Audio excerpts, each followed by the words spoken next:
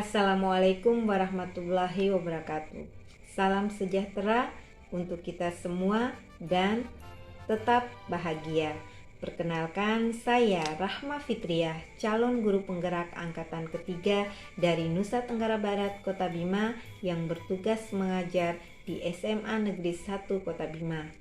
Sebelum saya menjabarkan bagaimana refleksi filosofi pendidikan menurut pemikiran Ki Hajar Dewantara dalam konteks sebagai tenaga pendidik, interaksi dengan peserta didik, warga sekolah, izinkan saya mendendangkan beberapa bait syair yang diambil dari pemikiran Ki Hajar Dewantara sebagai motivasi kita agar terus melakukan perubahan yang membahagiakan kita semua, baik sebagai pendidik dan peserta didik.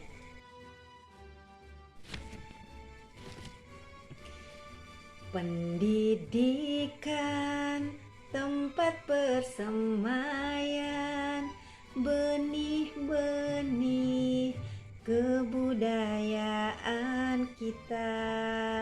Perubahan teruslah berkembang dengan dinamis, penuh kreativitas.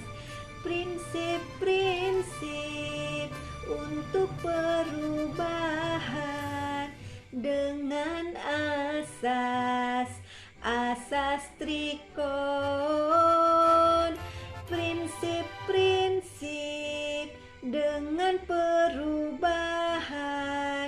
dengan asas Trikon, kontinuitas, konvergensi, konsentris.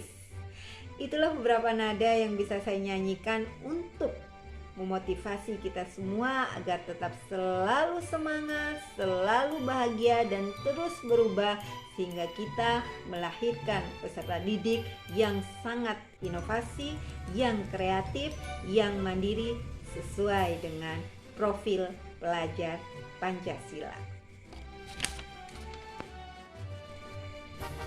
Sebagaimana kita ketahui, menurut Ki Hajar Dewantara, pendidikan adalah tempat persemaian benih-benih kebudayaan, di mana pendidikan dan kebudayaan itu satu kesatuan, yang menegaskan pendidikan adalah fondasinya.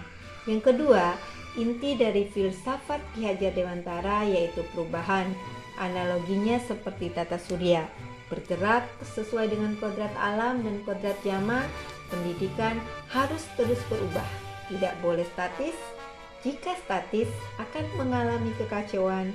Kebudayaan terus berputar pada sumbunya yang sama, yaitu nilai-nilai kebudayaan. Begitu juga dengan pendidikan.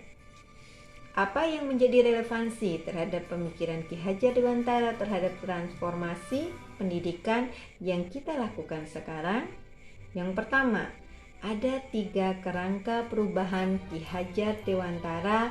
Yang pertama yaitu kodrat keadaan, yaitu kodrat alam yang bermakna tempat di mana masyarakat itu. Yang kedua, kodrat zaman, yaitu waktu atau masa yang tidak pernah sama di tiap masing-masing zaman. Relevansi yang kedua, prinsip melakukan perubahan dengan asas Trikon. Yang pertama, kontinuitas, terus berpikir kritis tentang sejarah dan kebudayaan. Yang kedua, konvergensi, harus memanusiakan manusia atau memperkuat nilai kemanusiaan. Yang ketiga, konsentris, pendidikan harus menghargai keragaman dan memerdekakan pembelajaran karena berputar sesuai dengan orbitnya. Sebagaimana kita ketahui, pendidikan harus memiliki keunikan. Pendidikan harus memerdekakan. Biarkan anak-anak berputar sesuai dengan orbitnya. Jadi, pendidikan ibarat petani yang menanam bibit padi atau benih padi dan harus tumbuh menjadi padi. Relevansi yang ketiga, apa yang berubah? Jawabannya adalah budi pekerti. Budi yaitu cipta, rasa, dan karsa, bermakna pikiran, perasaan, dan kemauan. Pekerti yaitu berkaitan dengan tenaga atau raga dalam filosofi pemikiran Ki Hajar Dewantara harus seimbang, sehingga pendidikan harus holistik dan seimbang. Jika benar-benar seimbang, maka akan menghasilkan kesempurnaan, budi pekerti, dan membawa insan yang penuh dengan kebijaksanaan.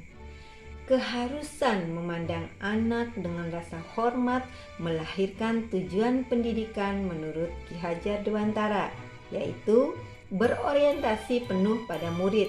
Adapun bahasa Ki Hajar Dewantara yang menjadi salah satu asas taman siswa bahwa kita sebagai tenaga pendidik harus bebas dari segala ikatan, dengan suci hati mendekatkan sang anak, tidak meminta sesuatu hak, namun berhamba pada sang anak. Kata hamba adalah tujuannya untuk membahagiakan anak atau tenaga pendidik sendiri.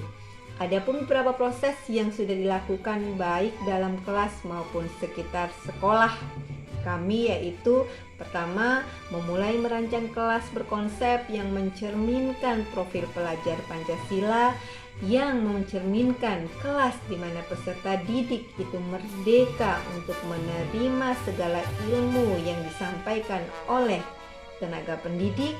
Yang kedua, memberi ruang peserta didik dalam forum kolaborasi untuk membuat kesepakatan kelas. Yang ketiga, peserta didik mempunyai ruang yang sangat membahagiakan dalam forum diskusi atau kolaborasi pada saat proses pembelajaran atau pada saat penyerapan materi. Dan yang keempat, mendukung proses pembelajaran yang nyaman dan memfasilitasi ruang atau sarana yang nyaman bagi peserta didik. Jadi dapat disimpulkan, tanpa kita sadari, proses pembelajaran selama ini hampir mengarah pada prinsip merdeka belajar, yaitu memahami karakter peserta didik dan menghargai segala proses yang mereka lakukan dalam pembelajaran agar mereka bahagia. Demikian sekilas pemaparan saya dan visualisasi yang saya tampilkan tentang bagaimana kita sebagai tenaga pendidik berinteraksi dengan peserta didik maupun warga sekolah dalam mengembangkan filosofi kerangka pemikiran Ki Hajar Dewantara di dunia pendidikan. Salam bahagia dan merdeka.